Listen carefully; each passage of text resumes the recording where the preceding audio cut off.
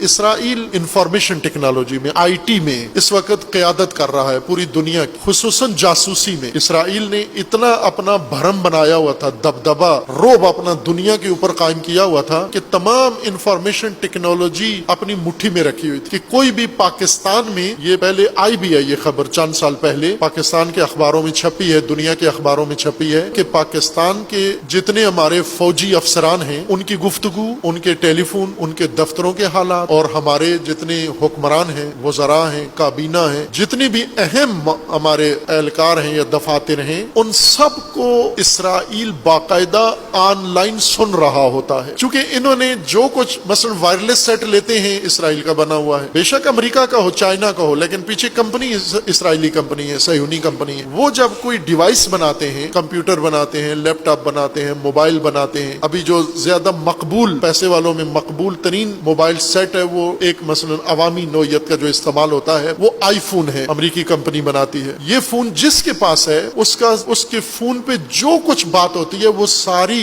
Control room میں سنی جاتی ہے۔ اسرائیل نے یہ کنٹرول روم دبئی میں بنایا ہے، ابوظہبی میں بنایا ہے۔ اسرائیل کا دارالخلافہ، انفارمیشن آئی ٹی دارالخلافہ، ٹیکنالوجی کا دارالخلافہ تل ابیب نہیں ہے، چونکہ اسے اس دن کا پتا تھا کہ ایک دن تل ابیب یا حزب اللہ کے راکٹوں کی زد میں آ جائے گا، یا ایران کے میزائلوں کی زد میں آ جائے گا، یا فلسطینیوں کے حملے کی زد میں آ جائے گا، اور یہاں جو کچھ ہم نے رکھا ہوگا وہ سب تباہ ہو جائے گا۔ اس لیے انہوں نے حفاظتی طور پر اپنے لیے ایک بیک اپ بنایا، اور جتنی ٹیکنالوجی تھی اور انفارمیشن والا سسٹم تھا وہ سارا ابوظہبی اور دبئی کے اندر انہوں نے قائم کیا ہے۔ اس وقت یہ دو ریاستیں، متحدہ عرب امارات مکمل، یہ 7 ریاستیں، یہ اسرائیل کا دارالخلافہ ہے اصل میں، اور یہ پوری دنیا کو انفارمیشن ٹیکنالوجی کے ذریعے سے کنٹرول کرتے ہیں، چونکہ ان کے اندر اگر مشینیں ان کے بنی ہوئی نہیں ہیں، لیپ ٹاپ، سافٹ ویئر انہی کا بنا ہوا ہے، جو اس کے اندر سافٹ ویئر ہے استعمال ہوتے ہیں وہ سب انہی کے بنے ہوئے ہیں، واٹس ایپ انہی کا بنا ہوا ہے، اینڈرائڈ سسٹم انہی کا بنا ہوا ہے، جو کچھ یہ استعمال کرتے ہیں وہ سب ان کا بنا ہوا ہے، اور انہوں نے بنایا ایسا ہے کہ یہ گھر بیٹھے بیٹھے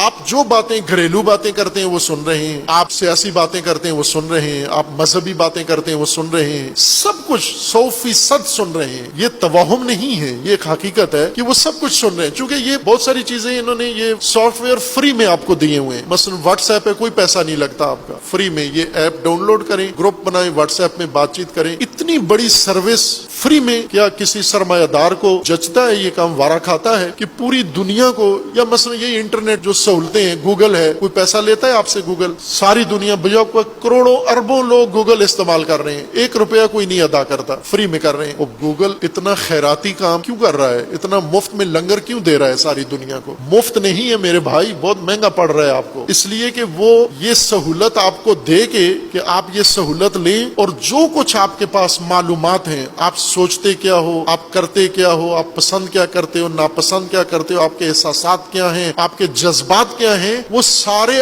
آپ کے ذریعے سے لے لیتا ہے۔ یہ اس کا ڈیٹا کہلاتا ہے۔ ڈیٹا وہ معلومات ہیں پوری دنیا سے مصدقہ اور حقیقی معلومات جو ذخیرہ کر لی جاتی ہیں، اور پھر ان کو آئندہ کے لیے، اقتصادی مقاصد کے لیے، کمرشل مقاصد کے لیے، تجارت کے لیے، عسکری مہمات کے لیے، اور فوجی اور جنگی مہمات کے لیے ان کو استعمال کیا جاتا ہے۔ اس معلومات کے ذخیرے کو ڈیٹا کہتے ہیں۔ آج فیصلہ کن بارود اور اسلحہ نہیں ہے، آج کا سرمایہ ڈیٹا ہے جس کے پاس ہے، اور یہ انہوں نے نیٹ ورک بنا کے، انٹرنیٹ بنا کے آپ کو سارا ڈیٹا مفت میں آپ ان کے لیے دے رہے ہو۔ شیطان اتنا ڈیٹا نہیں ابلیس جمع کر سکا، اس نے اللہ سے یہ توفیق مانگی تھی کہ مجھے انسانوں پر مسلط رہنے کی توفیق دے، اس نے جو مانگا، اس نے انٹرنیٹ نہیں مانگا تھا اللہ سے، چونکہ اللہ تعالیٰ نے شیطان کا کوئی مطالبہ رد نہیں کیا۔ انسان کی کوئی دعا قبول نہیں ہوتی، شیطان کی ہر دعا قبول کر لی۔ شیطان نے کہا کہ میں ان کو گمراہ کروں گا، اللہ نے کہا بے شک کر، کوئی روک ٹوک نہیں ہے۔ شیطان نے کہا میں ان کو بہکاؤں گا، کہا ٹھیک ہے۔ اس نے کہا کہ مجھے طاقت دو، یہ لو طاقت۔ اس نے کہا مجھے مہلت دے قیامت تک، یہ لے مہلت۔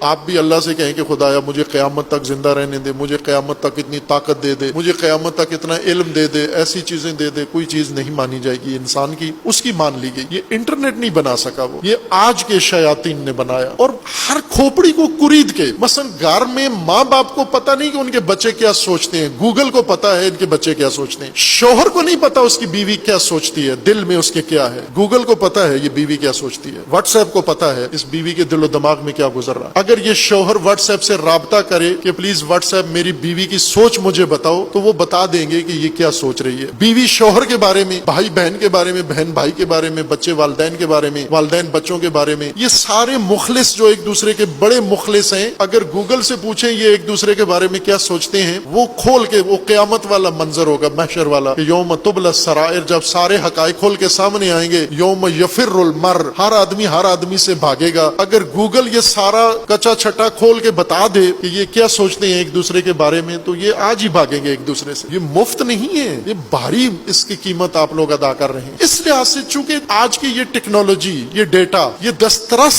جس کے پاس ہے دنیا پہ اس کا کنٹرول ہے، اور یہ طے تھا، ساری دنیا مانتی ہے کہ صہیونی اور اسرائیلی اس میں پیش ہیں۔